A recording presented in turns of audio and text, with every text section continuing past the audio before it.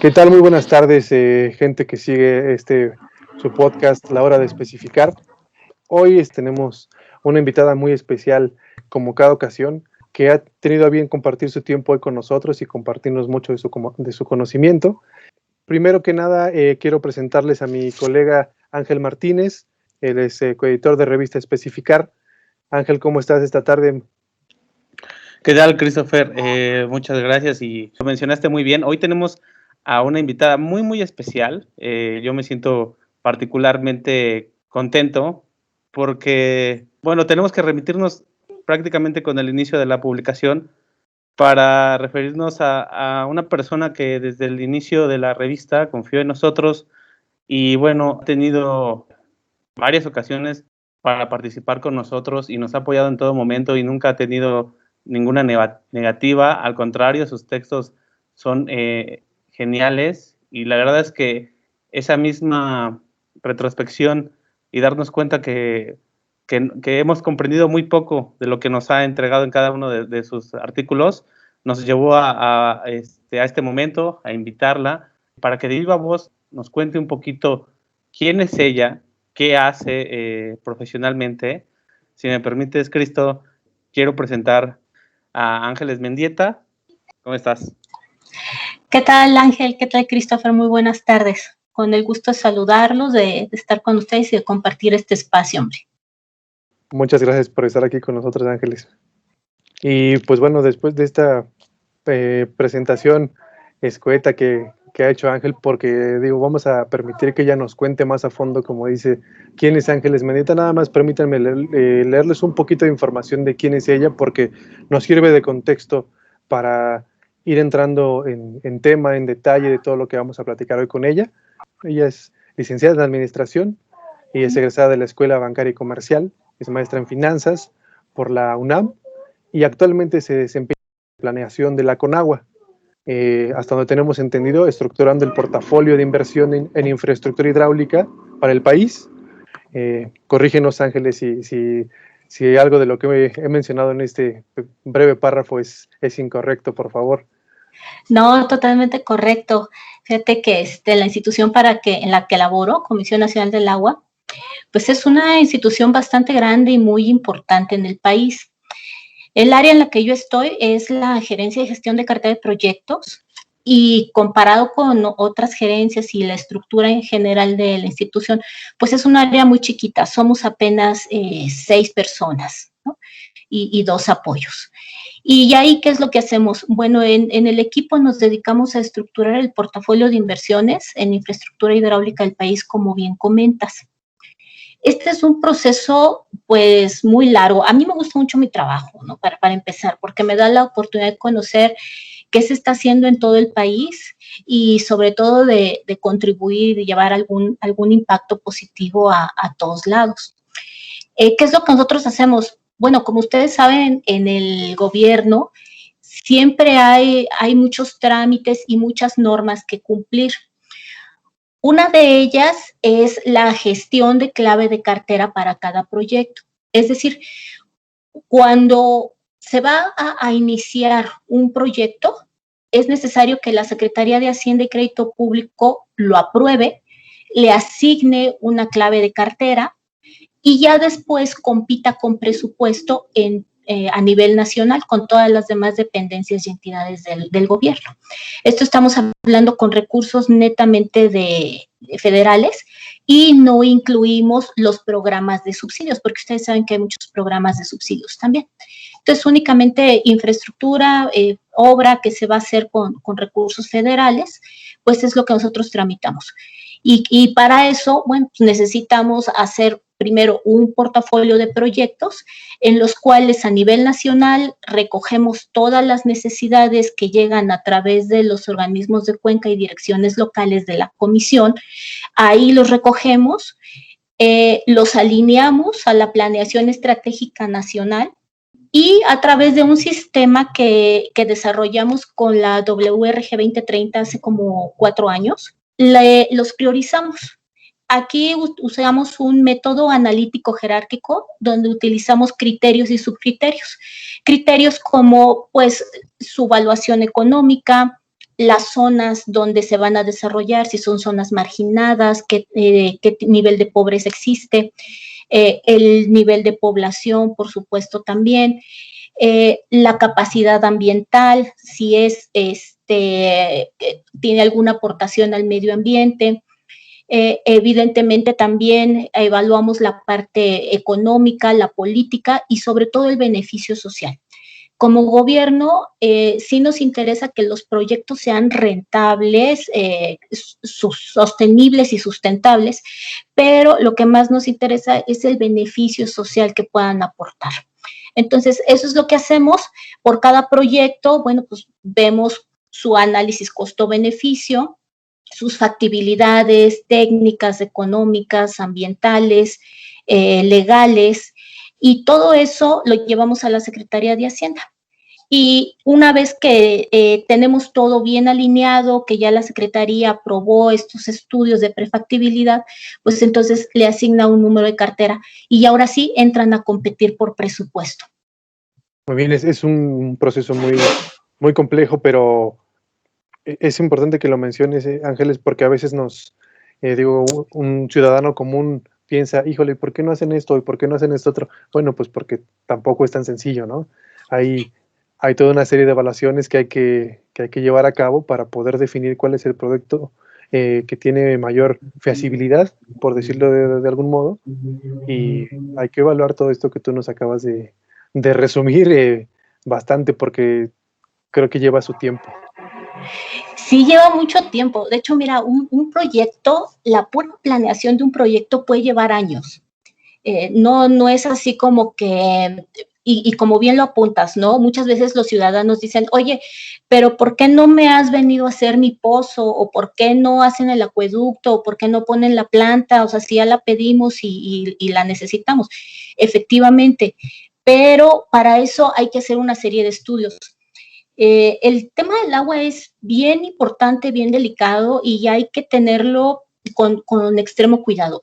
Cuando tú haces un proyecto, cuando tú haces una obra, no es nada más de llegar y perforar el pozo o de llegar y construir la planta, ¿no? No, tienes que hacer una serie de estudios incluso de disponibilidad de agua, porque finalmente a lo mejor nosotros como personas, ciudadanos así de a pie normal, pues decimos, oye, pues es que ahí pasa el arroyo y hay un montón de agua, ¿no? Sí, pero toda esa agua tiene un objetivo, tiene un fin y tiene un uso, aguas arriba, aguas abajo y para el medio ambiente. Entonces, antes de hacer algún proyecto, tenemos que asegurarnos de su viabilidad ambiental, de que no afecte a poblaciones, como te decía, por ejemplo, aguas abajo, de que no afecte el medio ambiente, porque los servicios ambientales son básicos. En mi muy particular opinión, creo que el usuario número uno del agua debe o debería de ser el medio ambiente, porque finalmente es el que nos provee todos los servicios y toda la materia prima para alimentarnos, vestirnos, desarrollarnos, ¿no?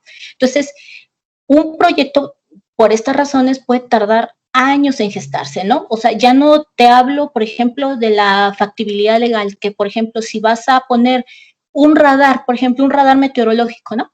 Dices, oye, pues aquí vamos a poner un sistema de alertamiento, es el mejor sitio. Sí, pero ese terreno pertenece a alguien y ese alguien pues no lo tiene que rentar, vender o dar en comodato y se tiene ahí que arreglar el derecho de vía, etcétera, ¿no? Y se complica más cuando son grupos, ¿no? O grupos sociales o comunidades, etcétera, porque primero tienen que ponerse ellos al interior de acuerdo. La viabilidad técnica.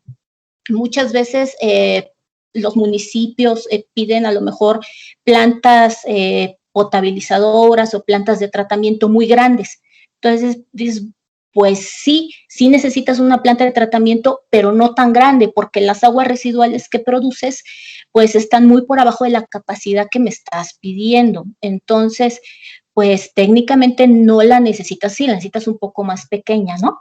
Y ahí, bueno, pues ya entran otros criterios muchas veces de los funcionarios municipales que están en ese momento solicitando el recurso, porque muchas veces dicen, no, pues entre más grandota mi planta es mejor, ¿no? Y no, porque no nada más es también poner la planta de tratamiento, sino que tienes que poner todo un sistema de colectores y además esa planta te va a generar costos y ahí es donde entra la viabilidad económica y financiera.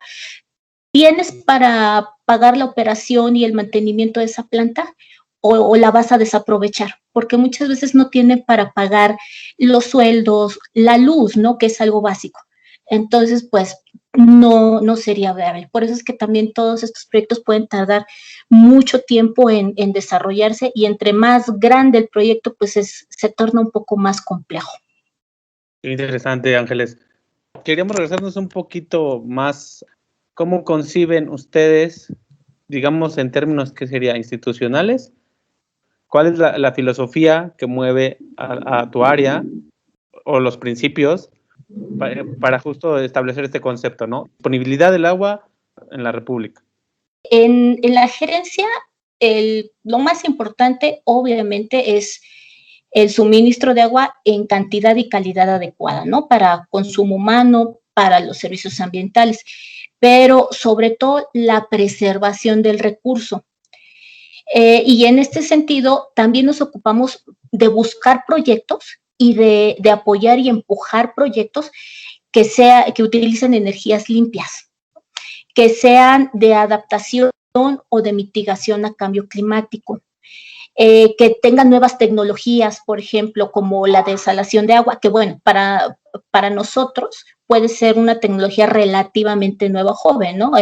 Sabemos que en Medio Oriente es su suministro de agua, pero por ejemplo, estas fuentes alternas de abastecimiento son muy importantes. El reuso del agua también es importantísimo. Yo particularmente creo que deberíamos estar impulsando como país una economía circular del agua, porque el agua pues no se produce y nosotros hemos hecho un gran uso de las aguas subterráneas. Entonces, bueno, traemos ahí más de 600 acuíferos en el país, 105 ya con una sobreexplotación. Y como les comentaba, es bien importante que empecemos a desarrollar y a cambiar nuestra idiosincrasia acerca del recurso, porque el agua es un recurso que ahí lo tienes, ¿no? Prácticamente todo el planeta está cubierto de agua, pero solamente un 2.75, 3% está disponible para consumo humano. Y con estos temas, tanto de cambio climático, de crecimiento demográfico, de contaminación, bueno, pues cada vez es más difícil y más caro poder tener acceso al agua potable. Entonces, en la gerencia, regresando a tu pregunta, pues sí nos dedicamos muchísimo a buscar estos proyectos y a impulsarlos, a ver cuáles son los que pueden utilizar energías limpias.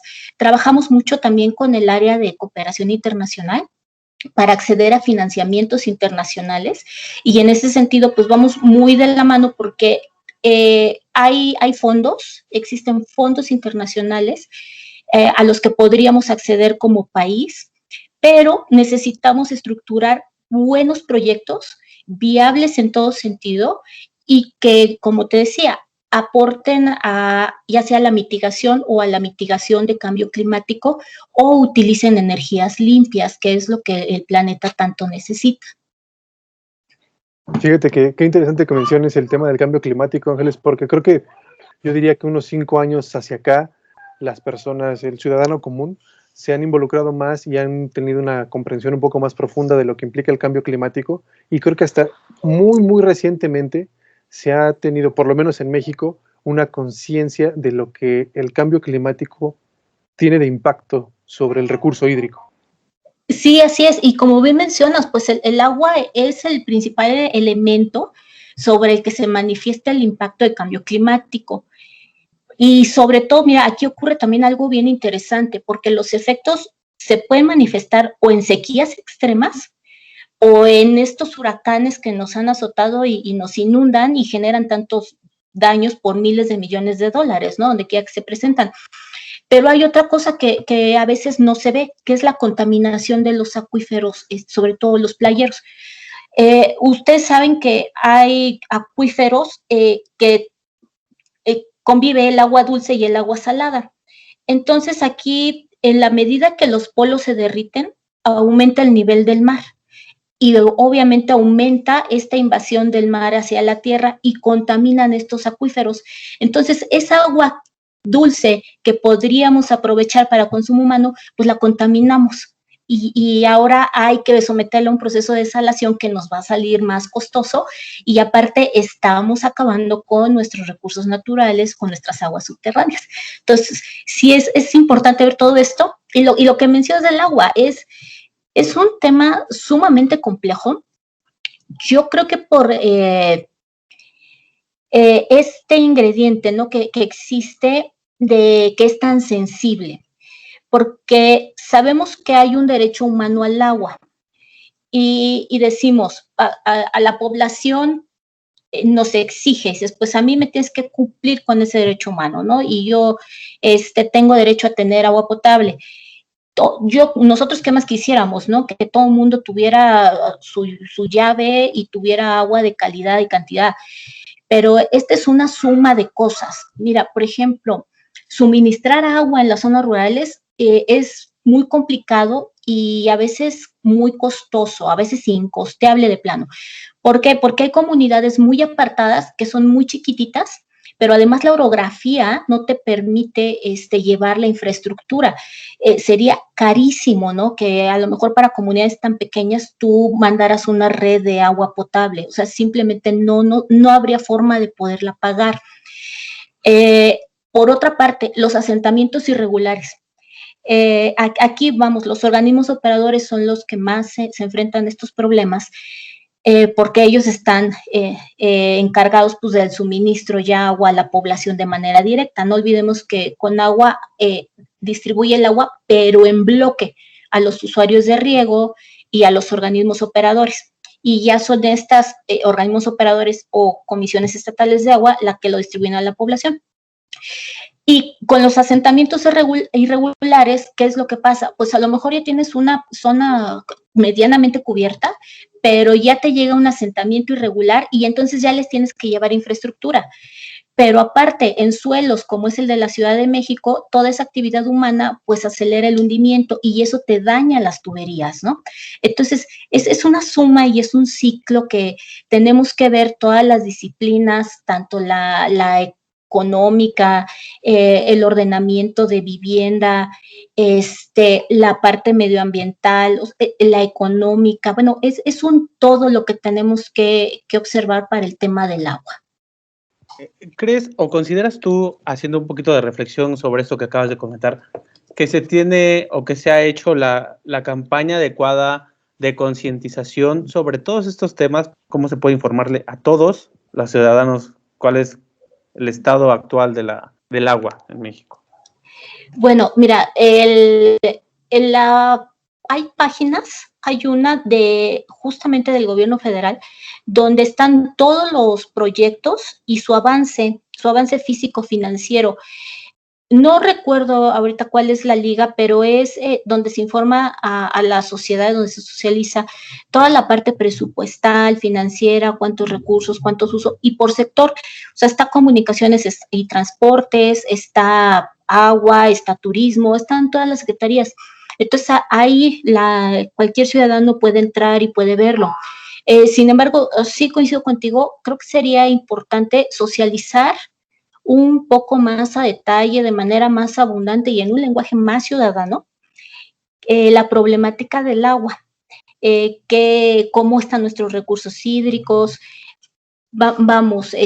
qué podemos hacer nosotros como personas para cuidarlos, porque finalmente tenemos una gran obligación y responsabilidad como ciudadanos para cuidar nuestros recursos. Mira, cosas tan sencillas como que arregles las fugas de tu casa, ¿no? O sea, ya no te digo que hagas otra cosa, simplemente paga tu recibo puntual, y arregla las fugas que tienes en tu casa. Hace como un año oía a alguien del sistema de aguas de la Ciudad de México que más del 40% del agua se perdía en fugas, fíjate, de la red hidráulica, y muchas de estas fugas, pues, al parecer son en los propios domicilios. Entonces, sí es muy importante hacer ese uso racional del recurso, porque finalmente a todos nos afecta. O sea, a lo mejor aquí en la colonia donde tú vives, pues todo el día tienes agua, ¿no? Pero a lo mejor 2 colonias para allá resulta que es por tandeos, o que no tiene la calidad, o que trae mucho mineral, etcétera, ¿no? Pero, y la que tú estás utilizando y desperdiciando, pues simplemente le puede servir a otra persona.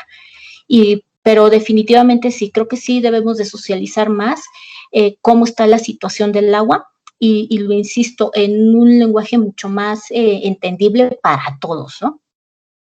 Que fíjate que yo me acuerdo que en Yucatán, allá en la dirección local de Yucatán, tenían unos personajes, unos hidrolines. Los hidrolines son gotitas de agua con patitas y manitas, ¿no? Que están bien bonitos. Entonces, allá tenían, como en muchas otras direcciones locales de Conagua, la escuela del agua. Y entonces salían con jornadas a las escuelas a educar a los niños, que son los que finalmente acaban educando a los papás. Entonces salían a esas jornadas a hablarles a los niños del agua, de su importancia, de sus cuidados. Tenían ahí muy identificados, había una especie como de historietas explicando el ciclo hidrológico. Desafortunadamente, muchas de estas acciones no pueden continuarse debido también a la escasez de recursos a la que nos enfrentamos, ¿no? Cada vez tenemos más presiones presupuestales, entonces, pues, se va para lo prioritario, y hay muchas acciones como estas que se van dejando.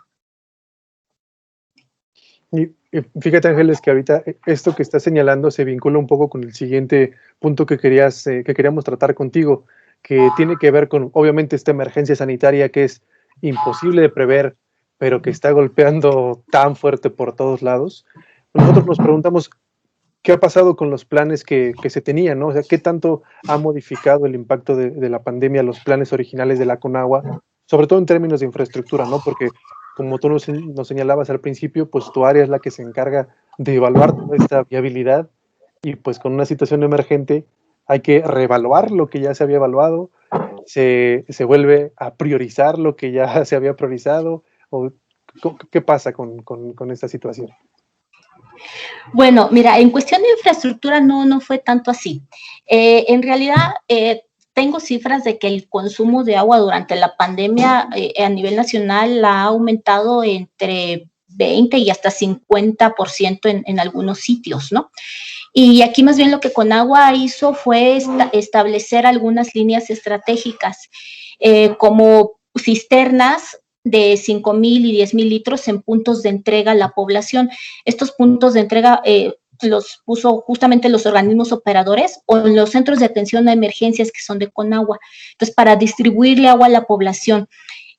¿Qué se hizo? Identificó los hospitales, centros de salud, hospitales de todos, IMSS, ISSSTE, privados, de todos. Hizo un directorio, los identificó las necesidades, o sea, cuánta agua necesitas, justamente para no desatenderlos, y si es necesario, bueno, pues mandarles de pipas o ver de qué manera se les distribuye, ¿no? Y a las zonas rurales, lo que hace es que se les distribuye también gel y de esta plata coloidal, me parece que se llama, para desinfectar el agua. Y también se les apoya con pipas. Y esto lo hizo en conjunto pues, con la iniciativa privada y con otras organizaciones como la NEAS y, por supuesto, con los organismos operadores. En cuanto a la infraestructura, pues nosotros seguimos trabajando igual desde casa, un poquito más complejo, y nos adaptamos, pero ha sido muy buena la comunicación, fíjate, porque no hemos parado, al contrario, hemos tenido hasta más trabajo. Ahora vemos más seguido a los de Hacienda, ¿no? Que antes nosotros estábamos en Insurgentes, en CEU, y ellos en Constituyentes. Entonces, así como que juntábamos los temas y para verlos 2 veces al año, ahora los vemos 2 veces al día. Entonces, pero ha sido muy buena la comunicación, porque eso nos ha permitido agilizar todavía más, ¿no? Y aprovechando pues este tema de las telecomunicaciones, pues le hemos dado seguimiento a proyectos muy importantes. Tenemos esta duda que siempre y que la vamos a exponer siempre, Ángeles, porque creemos que también es una duda general y ojalá que tú puedas ayudarnos a aclarar un poquito el panorama sobre las asociaciones público-privadas. ¿Hay todo un tabú o es todo un tabú o sigue siendo un tabú? Y bueno, queremos que desde tu perspectiva o desde tu experiencia nos digas por qué le tememos tanto a las asociaciones público-privadas y a qué no deberíamos, o sea, por qué nos deberíamos temerles, pues, o sí temerles, no sé. Pues ese es todo un tema, ¿eh? Yo pensé que es un caso para la araña, porque yo creo que sí han estigmatizado las APPs. Mira, yo creo que una asociación pública-privada, una APP, es muy productiva. ¿Por qué? Gobierno tiene una bolsa de dinero y tiene gasto de capital y gasto corriente. Entonces, este gasto de capital que tiene que invertir en este momento para un proyecto X, pues lo tiene que desembolsar en este momento. Y estamos hablando que no son proyectos de 3 millones, digo, en Conagua hay proyectos de 5,000 millones, entonces son cosas muy costosas. Como para que lo desembolses en un horizonte de 2 o 3 años, pues ahí es donde entra la asociación público-privada, porque a través del inversionista privado, de ese capital, te permite diferir tu gasto de capital a gasto corriente. Aquí sí hago hincapié y reitero, o sea, como gobierno sí tenemos que ser muy, muy prudentes en el número de asociaciones público-privadas, en la cantidad de dinero, porque finalmente estamos nada más difiriendo presupuesto. Lo vamos a pagar y lo vamos a pagar con un premio para el inversionista, porque finalmente el inversionista pues va porque quiere una ganancia, no porque no tenga nada que hacer con ese recurso. Entonces, sí tenemos que ser muy, muy prudentes en ese sentido de no sobreendeudarnos, de no hacer un abuso.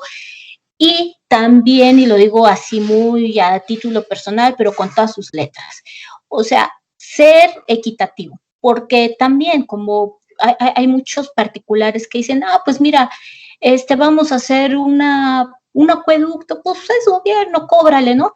Y se van, pero carísimos en su tasa de interés, ¿no? Que dices, no, pues sabes que mejor yo lo pagamos con recursos de la federación porque me va a salir carísimo eso. Entonces sí hay que ser como que muy, muy prudentes y muy cuidadosos ahí, ¿no? O sea, sí se tiene que dar un premio al inversionista, pero pues también que no invente, que no abuse. Ahora, sí es bien productivo porque en la medida que participa el privado, eso te va a permitir expandir tu infraestructura con mayor rapidez y calidad. ¿Por qué te lo digo con calidad? Porque regularmente esos esquemas de asociación público-privada vienen con un modelo de concesión, BOT, ¿no? Que le llaman Building Operation Transfer. Entonces, no nada más es de que te lo construyan, sino que también lo operen y al término del horizonte de la inversión te lo transfieran otra vez al gobierno y que te lo transfieran en óptimas condiciones, obviamente. O sea, este contrato tiene que ver con que lo van a desarrollar, lo van a construir, durante el horizonte de operación le van a estar dando los mantenimientos menores y mayores y preventivos adecuados, y a la hora de transferírtelo otra vez a ti gobierno, pues te lo van a dar en óptimas condiciones, te lo van a dar funcionando y además con salud financiera, que eso también es bien importante. Por eso es que sí es bueno asociarse con el privado. A lo mejor, y no a lo mejor, o sea, ha habido experiencias muy, muy malas. Una de ellas incluso me sorprendió mucho en Alemania, donde el organismo operador de agua estaba concesionado a un particular y hubo ahí algunos abusos en cuestiones de tarifas, de algún mal servicio, etcétera, y la gente se organizó y se tuvo que rescindir el contrato y regresarle la prestación del servicio al gobierno, ¿no? Y bueno, pero esto pues sí depende mucho de cómo se lleve a cabo la observación de la normatividad, de las tarifas, de la prestación del servicio, de la calidad, pero también de la eficiencia en la cobranza, ¿no? Y yo creo que sí es muy bueno y no deberíamos de tenerle miedo, simplemente ser prudentes y te digo, y hacer buenos contratos de asociación público-privada donde sí no se abuse en el precio de la obra, ¿no? El diablo está en los detalles, ¿no?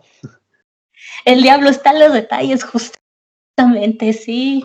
Sí, entonces ahí tenemos que ver cómo fíjate que yo lo veo así, cuando estoy revisando un proyecto o algo, yo lo veo como si fuera para mí, como si fuera mi dinero, ¿no? Que de alguna manera lo es, porque es el impuesto de todos nosotros.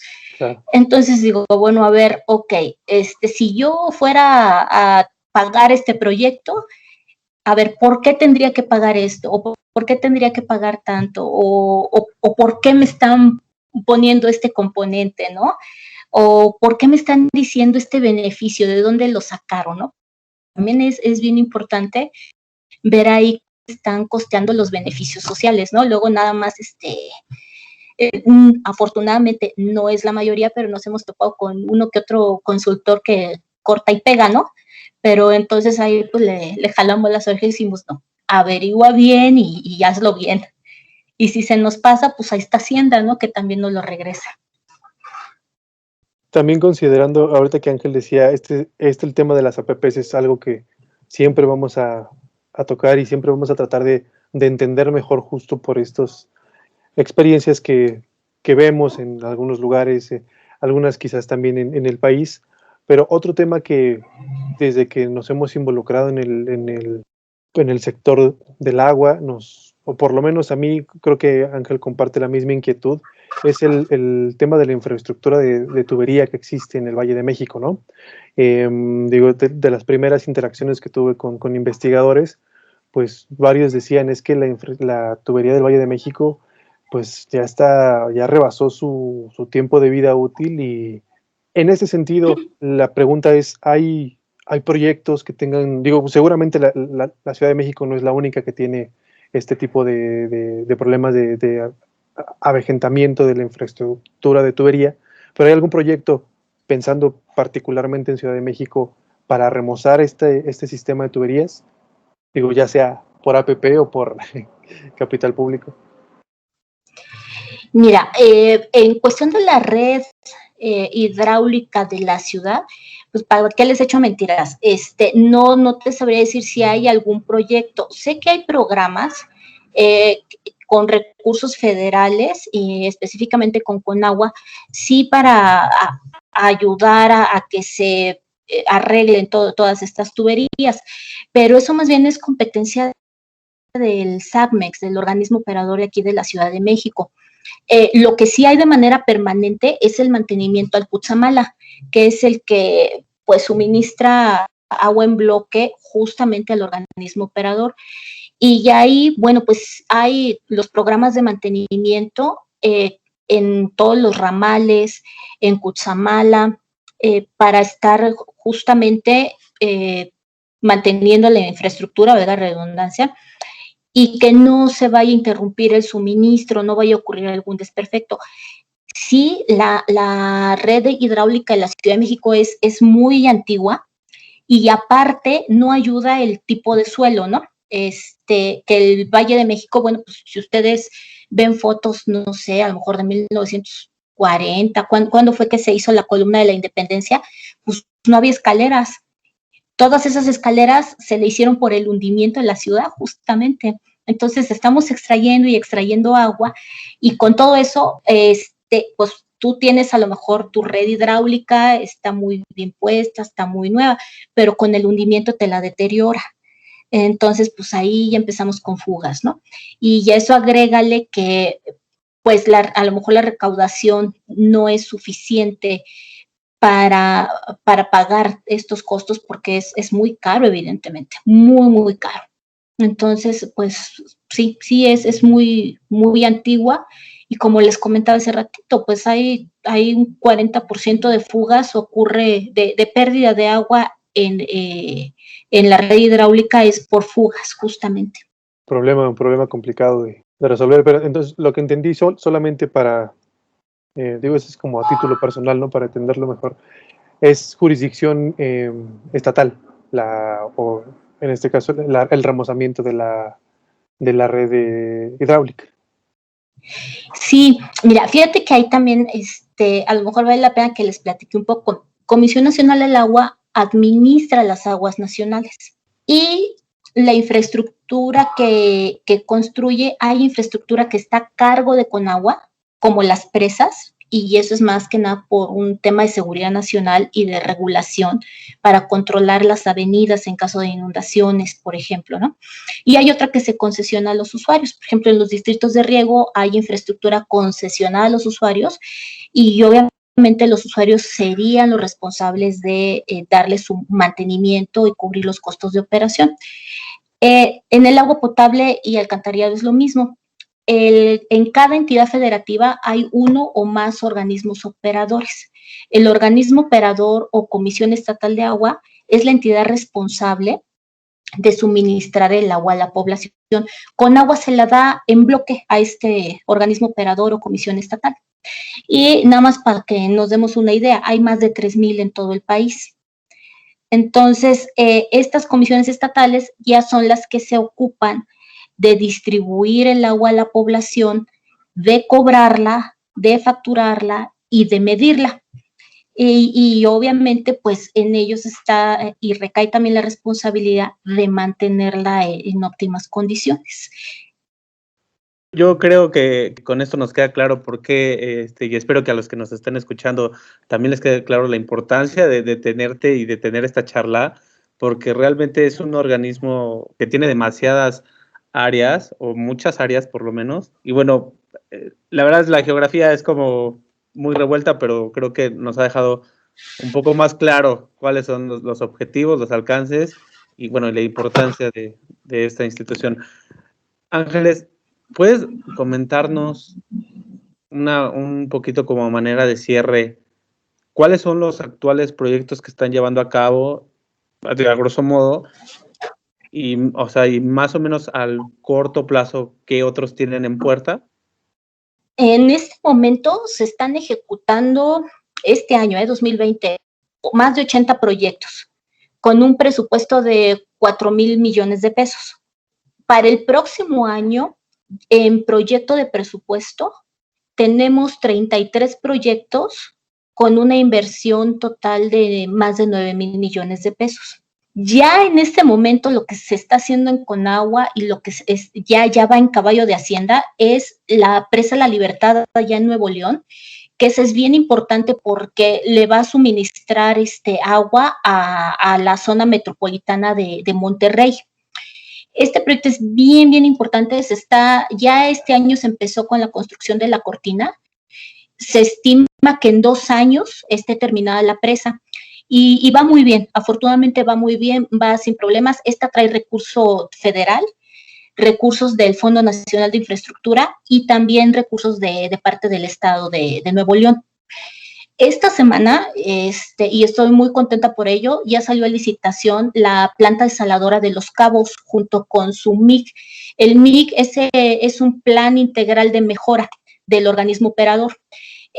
Ustedes saben que en Los Cabos ya hay una planta desaladora que produce 250 litros por segundo. Esta va a producir 200 y va a hacer un complemento de la que ya existe.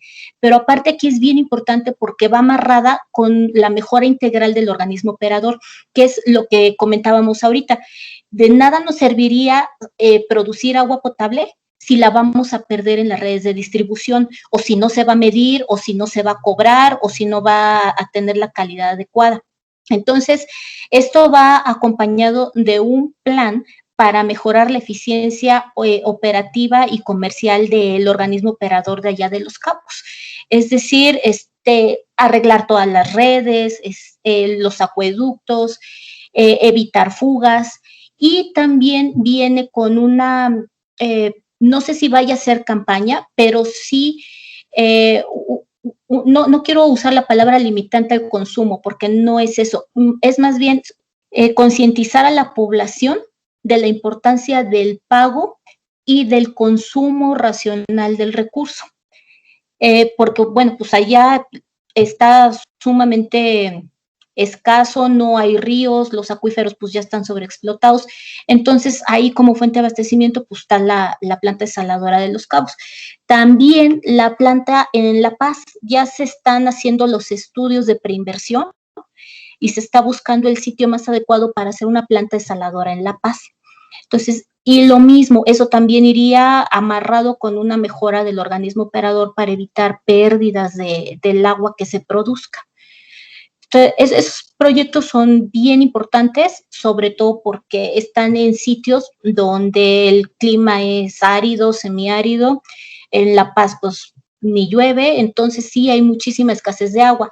Aparte de los mantenimientos que se hacen a las presas a nivel nacional. O sea, tenemos también un proyecto de donde se le da mantenimiento y rehabilitación de manera permanente a las presas, a los distritos de riego, a los distritos de temporal, para todo esto encaminado obviamente a asegurar la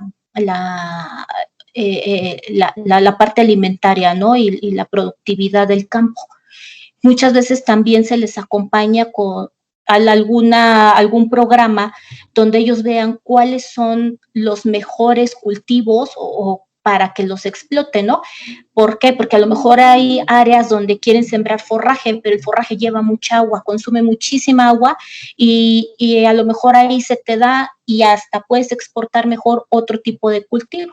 Entonces, muchas veces también se les ayuda y se ve, sobre todo con la SADER, que cómo se puede hacer ahí match, ¿no? Con el campo, el agua y la parte agrícola. Entonces, así a grosso modo, pues yo creo que serían los proyectos más representativos que tenemos, al margen del mantenimiento del sistema Cutzamala, ¿no? Que nos afecta aquí en el Valle de México a todos. Y no son menores los proyectos que mencionas, Ángeles. Creo que vamos a usar de tu bondad y en algún momento te vamos a pedir que nos hables un poco más del proyecto de Monterrey. Por ejemplo, creo que es un proyecto que vale mucho la pena cacarear, por decirlo de algún modo, porque sí es bastante importante para la zona. Digo, considerando también la importancia que tiene el área metropolitana de Nuevo León en términos económicos y de productividad en muchos sentidos. Fíjate que quería comentar, porque ahorita me vino a la mente de lo que hablábamos de las asociaciones público-privadas. Fíjate que tengo conocimiento que el organismo operador de allá de Monterrey, el SADAM, va a ser, me parece que son líneas de redes de agua potable, pero que los va a pagar la industria. Entonces, en una primera instancia, este corredor industrial va a pagar esas redes de distribución a cambio de que el organismo operador no le cobre agua durante un año. Pero ese me parece que fue un excelente trato porque, ok, si bien es cierto que durante un año no le cobras el agua, ya te financiaron la infraestructura que el organismo no tenía dinero para poner en ese momento. Entonces, estás beneficiando a la población y ya dentro de un año la industria recupera su inversión, el organismo operador empieza a cobrar y ya empieza a cobrar a un precio y empieza también a recuperar. Entonces, ese es, por ejemplo, es otra modalidad bien interesante y muchas cosas que se pueden hacer junto con la iniciativa privada en las sinergias que se pueden alcanzar, ¿no? Ángeles, desde que comenzamos la charla sabíamos que iba a ser un tema larguísimo y agradecemos y ojalá que quede la charla pendiente para una segunda entrevista, para una segunda plática y una segunda participación en la hora de especificar. Y ahora, y para no abusar de tu tiempo, creo que es momento de que cambiemos a la dinámica sorpresa que te tenemos, que se llama, fíjate, Ándale, pues. Esta generalmente no las titulamos, pero era tanta la importancia que dijimos, sí, esta hay que ponerle un título a la dinámica. La dinámica se llama Lo que la nueva normalidad nos dejó. Y es muy sencillo, solamente te vamos a dar a escoger entre un par de opciones Tú vas a elegir alguna, si quieres comentar por qué, adelante. Si no, pues, bueno, sabremos ya tu respuesta. Pero si ya estás lista... Si no, quédense con la duda. Exacto. Entonces, pues si ya estás preparada, bueno, la primera pregunta es, ¿oficina o home office? Home office. Sí, de plano. Sí, te digo por qué. Claro.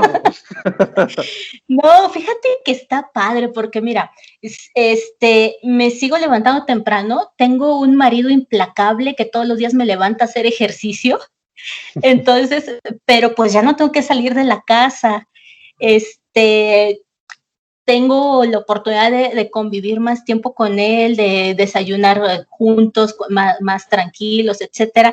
A veces sí nos apuramos, etcétera, pero está padre. Aparte, me ha encantado aprovechar toda la tecnología, todas las telecomunicaciones. Entonces, hace una hora estaba atendiendo un evento en la Cámara de la Industria y la Construcción. Ahorita estoy con ustedes, ¿no? Y a lo mejor a las 3 de la tarde estaba en una junta en Los Cabos. Entonces, eso es padre, ¿no? Y bueno, la oficina, pues, mi oficina está bien bonita y todo, pero home office. Muy bien. Cristo, por favor. Muy bien. La que sigue ya es, a ver, esta no sé si es de nueva normalidad, pero ahí va. ¿Energía solar o convencional? No, energía solar. Ya las energías fósiles ya no son modernas. Hay mucho deterioro al planeta. Y la energía solar, yo nada más espero que haya celdas solares con baterías que también no contaminen, porque ese es otro tema, ¿no? Claro. Yo me acuerdo que en la planta de Los Alisos se hizo una evaluación muy, muy cuidadosa de los expertos, porque decían, ok, pero cuando se desechen todas esas celdas solares, ¿sabes la cantidad de baterías que se van a tirar al medio ambiente? O sea, de ninguna manera, ¿no? Entonces, pero energía solar. La que sí tiene que ver con la nueva normalidad y es juntas o videollamadas. Nah, videollamadas. Bueno, me metiste en aprietos porque sí extraño las juntas con mi equipo, ¿no? Porque vamos, a todos los quiero mucho y nos llevamos muy bien, entonces sí es importante ahí el contacto humano, eso es lo que extraño, pero sí, videollamadas es más rápido, más práctico. Muy bien, y a ver, ahora para no perdernos del tema del agua, ¿agua embotellada o filtrada? No, filtrada. Y porque aparte, déjame darte un dato que a mí me espantó. 1 litro de agua, la población lo paga más o menos 120 veces más. Entonces, aparte de todo este tema contaminante y de que muchas veces no es necesario, porque con que la desinfectes, la filtres o le pongas hasta unas gotitas de cloro, es nada más para desinfectar es suficiente. O hervida, yo me acuerdo que de chiquita nos servían el agua. Esto del agua embotellada, ustedes son muy chiquitos, pero pues se dio hasta los sismos del 85, ¿no? Cuando no teníamos suministro y entonces empezamos a embotellar el agua. Pero hoy día México pues es un top en el consumo de agua embotellada. Ángeles, la que sigue tiene que ver más con un sentido recreativo de la vida, pero también incluye agua, y es playa o bosque. Playa, no, me encanta la playa, aunque me hace daño el sol, pero sí me encanta la playa, la vida marina. Y en esa misma comparación de escenarios, a ver, ¿qué te gusta más, rural o urbano? No, yo creo que urbano, sí, el campo es muy bonito, se respira rico, se come delicioso, pero nada, soy un animal urbano ya. Sí. Bueno, con la siguiente vamos a ver qué tan cierto es, porque la siguiente es ¿compra en línea o compra física? Pues depende de qué se compre. yo creo que ahí ya nos metimos en terrenos muy complicados, porque mira, hay cosas que pues compré en línea perfectamente bien, pero hay otras que pues hay que ir a la tienda. A mí me encantan las ofertas, entonces pues Black Friday, ¿no? Es de a ver qué hay de ofertita, qué hay de rebaja, a ver si es cierto, que es descuento, ¿no? O no es cierto.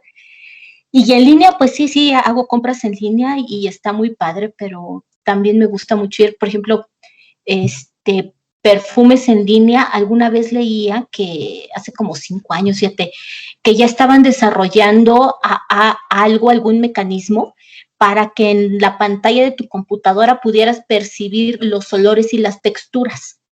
Entonces yo no sé si lo lograron o no, quién sabe, pero a mí se me haría eso maravilloso, ¿no?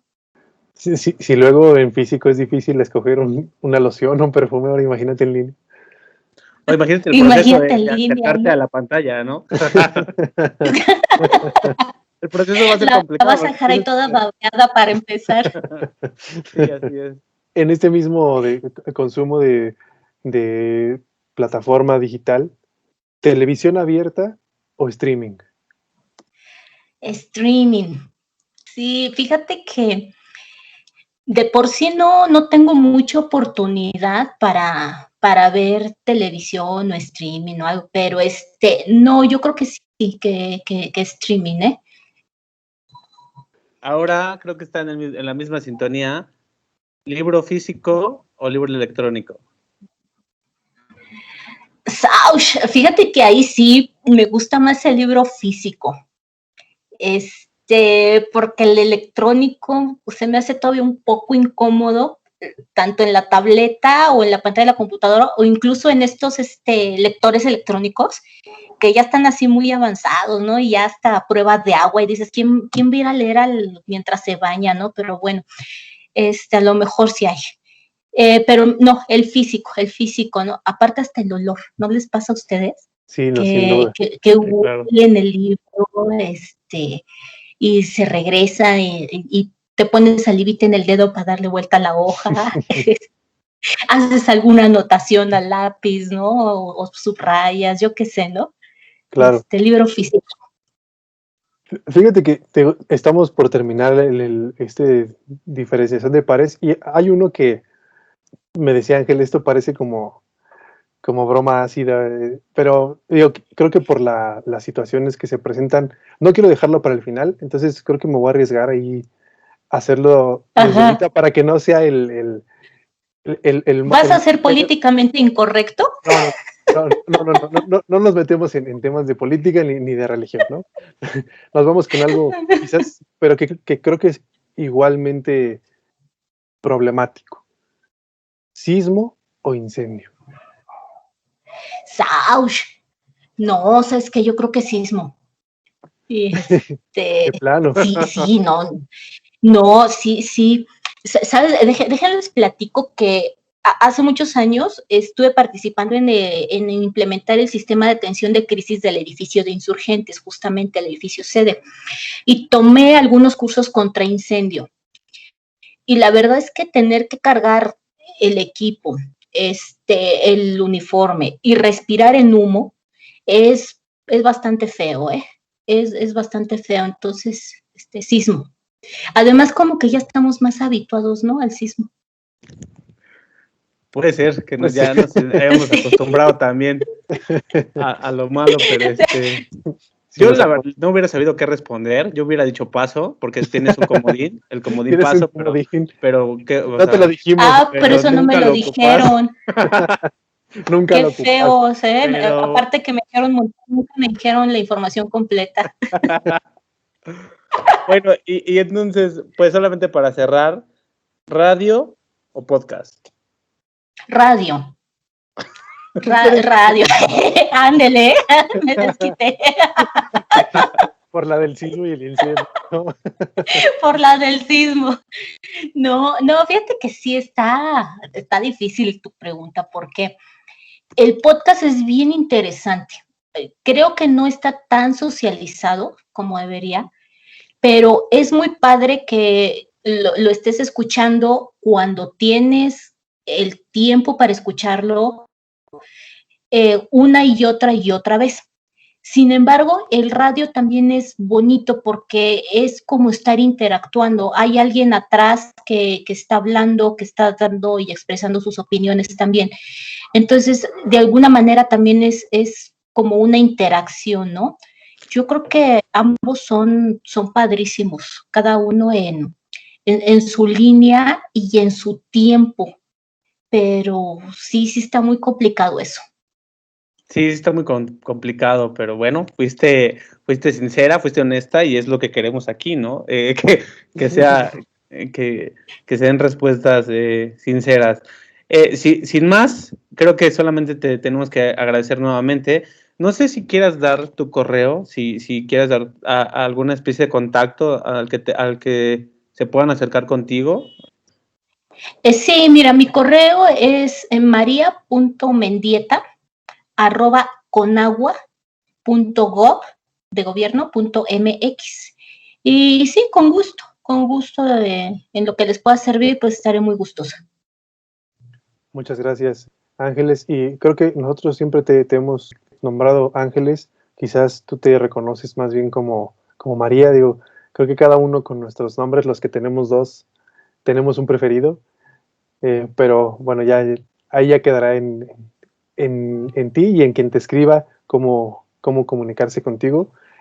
No, Ángeles está bien, el correo es porque así me lo pusieron en el trabajo, o sea, no me preguntaron, así me lo asignaron, pero y no, pues muchas gracias a ustedes, me lo he pasado muy padre en esta charla, espero que sea del gusto y agrado de ustedes y de su audiencia, les agradezco muchísimo el espacio y pues por aquí andamos, ¿no? En el agua. Sí, en el buen sentido. En el buen sentido, claro. Muchas gracias a los dos. Ángel, muchas gracias también a ti por tu tiempo. Como siempre, es un placer platicar, interactuar contigo en estas conversaciones que tenemos con quienes se prestan a cedernos sus minutos valiosos. También a quien nos escuche por prestarnos oídos y por compartir con nosotros el gusto por el conocimiento de la industria del agua, del aire acondicionado, de la construcción, de la protección contra incendio y todas esas áreas que de continuo tocamos en la revista.